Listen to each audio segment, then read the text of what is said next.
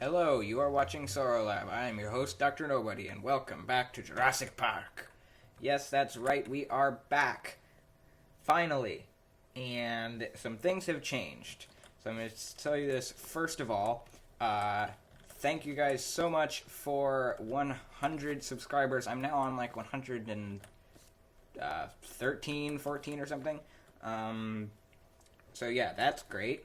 And hopefully I'll be able to make up for not posting over the holidays with this episode because I plan to do a lot. So, last episode, well actually, one more thing. I have a new mouse. It is a wireless mouse, so I don't have to deal with a stupid wire. I hated the wire on my old mouse. So now I don't have to deal with that. And I also have a mouse pad, so you should no longer hear annoying clunkety clunk sounds when I move my mouse. And also, just thought I should tell you this since you're not going to see it, my mouse pad has a Jurassic Park logo on it, which is great. So yeah, tell me how that sounds. It should be pretty good now, won't have any thumping. I am going to sleep, and then we will get to work. So what I want to do is, I have, where is it? This one, the Stegosaurus. So we talked about doing the Stegosaurus last time. This time we are going to do it. I plan to hopefully by the end of this episode have the paddock built and the Stegosauruses in the hatchery ready to go. At least mostly. The paddock doesn't have to be fully done because they're going to live in the hatchery for a little while. But I at least want to have it mostly laid out. So what we're going to start by doing is taking our little stego disc here and putting it in this machine, and we're gonna need test tubes. So yeah, these discs make three creatures total, so we're gonna make all three of them. I'm going to have to get some more fossils if we want more, and I do want more stegosaurs at some point. Glass bottle, that's what we need. Let me grab some of this so that we can make some nucleotides. And then we'll be able to get this thing going so I can go work on the Stegosaurus paddock while this goes. So let's do that in there. And then I'll just make another glass bottle, I guess. 3. Here, 1, 2, 3. There we go. And just grab a bunch of these. Smelt this one. And stick these in here so they can be ready for more. Alright, this is really slow. Now there we go. We got another nucleotide, and then let's grab one more. We need 3, and then we will be able to do it. Oh, I have some iron. Okay, good. We're rebuilding the iron supply. I think I also, yes, have even more iron here, as well as some other stuff I should definitely take out. This goes in here. That's full. Can go in here, I guess. Some marble. Okay, yeah, I've been collecting some more marble for the visitor center. Let's grab ourselves this. And we're almost done with the first one. Okay, well, that's going. That's doing its thing. So in the meantime, we can go check out the area that we're planning on doing the Stegosaurus paddock, and maybe do a little bit of planning, because I honestly am still not entirely sure what I'm going to do. So let's go have a look. Haven't done any more work on the visitor center yet. Let's go over here. We can check on our Dilophosaurs as well. Maybe see if they need more food, although I think they'll probably be fine. I kind of don't want to go inside because I feel like I will be attacked. Although maybe if they're sleeping, I can get away with it. Let's see. There's one sleeping. Alright, I just want to go check on the feeder. Let's open our door. Okay. Open the door. Okay, this is fine. Shut the door. Where is the other one?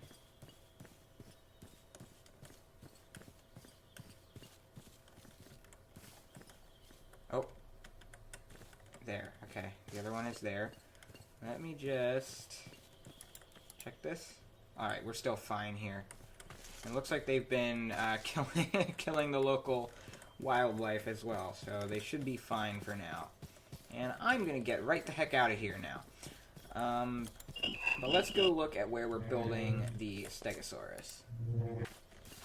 Okay, so somewhere over here is the Stegosaurus location. Yeah, somewhere in the woods, the redwoods over here. So, I wonder how the tour is going to work. Do we want... I feel like it wouldn't be a good idea to have the tour go through a Stegosaurus paddock, but maybe we can have it go through, but sort of separate the road from the Stegosaurs somehow. These trees are huge. The trees are awesome, but they kind of make it really hard to see the actual landscape and get an idea for what we're working with. I'll probably have to cut down a lot of these trees, make it a little bit less dense in here. Luckily, I should be able to do that fairly easily since I have vein miner. Oh. Definitely need to turn it on, though. Yeah, there we go. Oh. Oh.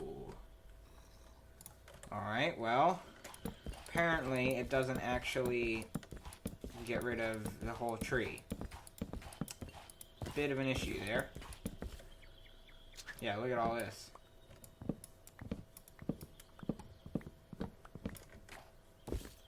My goodness. Okay, well, whatever. I'll be able. It'll be easier than if I didn't have vein miner. Either way. So I'll take down some trees and sort of get an idea of what this is gonna look like. These smaller ones I can easily take down. Okay, so I've started clearing out this area, so I'm imagining the tour will come from over there. It's on the other side of the Dilophosaurus. It'll curve around here and come through here. I can cut down a few more of these shorter trees. The tall ones are a pain in the butt to cut down. These little ones we can get pretty easily. And so it's going to come through here, going to clear this out, and it's going to go down this way, sort of through this passage that I've begun clearing, and on the right-hand side will be the Stegosaurus. On the left, there's a bunch more redwood forest down there, which we can use for something else, not sure what. Probably we're going to have the tour go along here, and then curve around down here somewhere. And the Stegosaurs are going to be in this area. So that's basically the plan. And now I just have to get to work. So I think we're going to try and do... I don't know if we'll do a time lapse yet, because I don't know if clearing trees is going to be very much fun to watch. But either way, I'll clear some trees. And then we'll see what we can do. Okay, so what I've done is I've cut down a lot of trees. As you can see, my axe is pretty much broken. I even added unbreaking to it, and it's still pretty much broken. So I'll show you what I've done. Well, first of all, you can see the road has been extended a little bit. So it's been brought along here. I've been extending it in both directions. And here's, of course, our Dilophosaurus area. So the road continues down this way now, and it goes over to the area where I've been working. Now, let me tell you, it is a pain in the butt to cut down these giant redwoods. It's actually the most annoying thing ever. But I've been doing a bunch of it. It doesn't honestly seem much different, but trust me, I've been doing a lot. I've also started outlining the sort of the bounds of the paddock here with our fence materials. So I've outlined this. So basically the road is going to come down here. It's going to come through a gate somewhere around here and go along this way. I'll probably have to get rid of this tree and that tree and all of these trees, which is going to be a pain, but whatever. So it's going to come along here and over to this side. So basically the road is going to go through the paddock, but not really. It's going to be separated from the dinosaurs. So basically the road is going to come along here, and then I'm going to dig like a moat along the edge of the road and put a low fence along the side to stop the stegosaurs from getting easily over to the road, but still give the people in the cars a good view into the paddock, which is going to be over here. So this is going to be mainly where the dinosaurs are living, in this area. Now I haven't had enough fence material to continue this all the way around, but basically the fence is going to go all the way along here. I've left a little gap between this fence and the Dilophosaurus fence, just because, you know, we might want to have like a little service road coming through here. I figured I'd separate them, and also this fence needs to be higher, significantly larger and stronger than that fence, because it's a Stegosaurus. So this comes all the way along here, and the plan is that it's going to include this entire area of land, basically. So basically all of this area until you hit the river. The fence is going to come around all the way around here. So this is going to be the area where they live. This is as far as I could get because I ran out of the fence base pieces. But yeah, basically I've cut down a lot of trees, so it's a little bit easier to see around here. I could cut down some of these as well. The little short ones are easier to cut, although I have 43 durability on my axe, so maybe I shouldn't do that right now because I'm going to break something. Alright, well, we have that going on.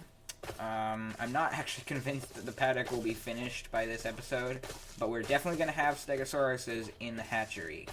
And let's go back to our laboratory and actually see if we have those Stegosaurus DNAs. Alright, back in the laboratory, we do indeed have 1, 2, and 3 Stegosaurus DNA. So let me just put some stuff away here for a second. I'll get this back out when I want to continue that. But I have so much wood. Let me show you this. Wait, no. This. So this is all redwood. And yeah, there's a lot of it. But that's not even all of it. I have more in my backpack. So yeah, it's completely basically overflowing my system. And yeah, I'm going to have like a dedicated redwood storage area or something. Because this is insane. But anyway, let's get that out of there. What do we need to do here? We need to put these guys into the syringes with our Petri dishes. And that means I'm going to need one more. 2, 3, 4, 5. Going to make another Petri dish because we're going to need that. Alright, there we go. So we'll put this in here and this. And then we'll do this. And we'll do that with all 3 of them so that we get the syringe DNA sample. And there's the last one. Okay, so we've got our 3 syringes, and now what we need is 3 eggs. 2 there. I have many more. 1, 2, 3. That's what we need. And so we'll put the eggs in here and do this one at a time. So we're going to get a Stegosaurus egg, hopefully. There we go, Stegosaurus egg. Alright, I've done the other ones, so we now have 3 Stegosaurus eggs here. And what we need now is 1, 2, 3, 4, 5, 6, 7, 8, 9. We'll just actually let's just make a whole bunch of peat moss here so that we can make sure we have enough. Bring them over to the incubator. Peat moss goes in there. Make sure all of these are set to female. Don't want any unauthorized breeding. And we'll stick our eggs in there. Okay, so those guys are going to take a while, so I'll come back when they are ready. Okay, quick update here. I am not going to be finishing the Stegosaurus paddock in this episode because this is diabolical. I made like 3 more stacks of these fence-based pieces, and I'm already basically out of them again. As you can see, this is what I've done. And this is just the outline. I need to actually build the fence. So yeah, I need a lot more iron, basically. So that's not going to be happening, but don't worry, because we are going to get the Stegosauruses themselves. And they're probably ready in the incubator by now. And indeed they are. They are now hatched Stegosaurus eggs. So, let's go ahead and, well, first of all, I'm going to grab some stuff here to feed them with, just in case there's not enough stuff in the feeder already. And let's go to the hatchery and hatch these guys. Let's see. So we'll go inside the actually newly landscaped hatchery building here. As you can see, once the sources came out, I was able to actually make this look nice. And so now we're going to place down the stegosaurs, and I'm going to place... well, first let's see. Let's check on this. Okay, so we definitely do need stuff in here for them. But let's place them. 1. Whoa, that's a big boy. 2. And 3. There we go. 3 Stegosaurus females. Awesome. And they're going to sleep. Okay. Alright, they're actually quite big, aren't they? Let me see if I can get a good screenshot. Could you get your face out of the grass?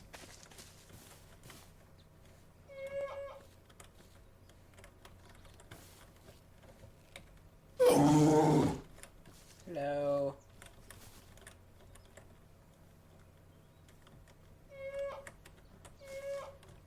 Look at you.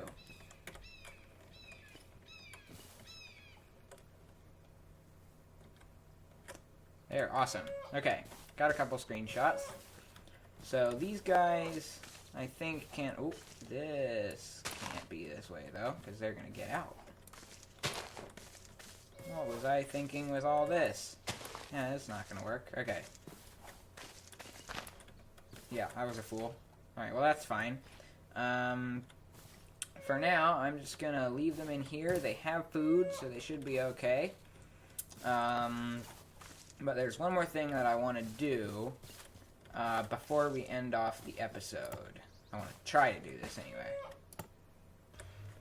Alright, so let's find out how to make... is it a dino something? No, is it a paleo pad?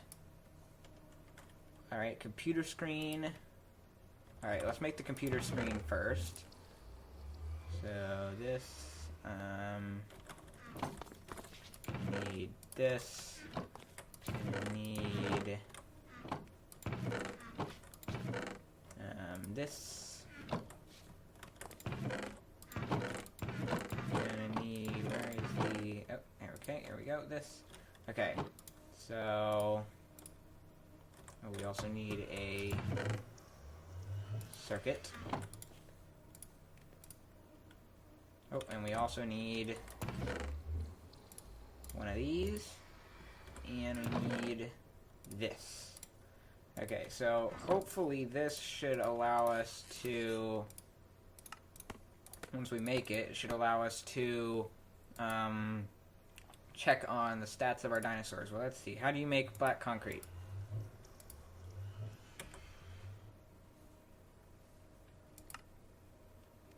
Just add water and you can make your very own concrete. Submerged concrete powder.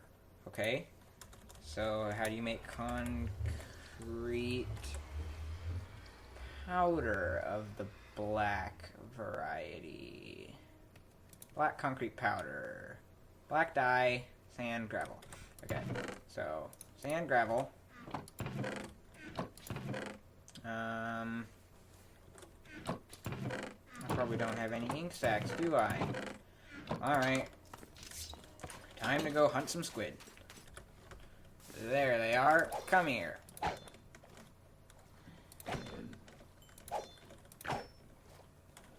Give me your ink.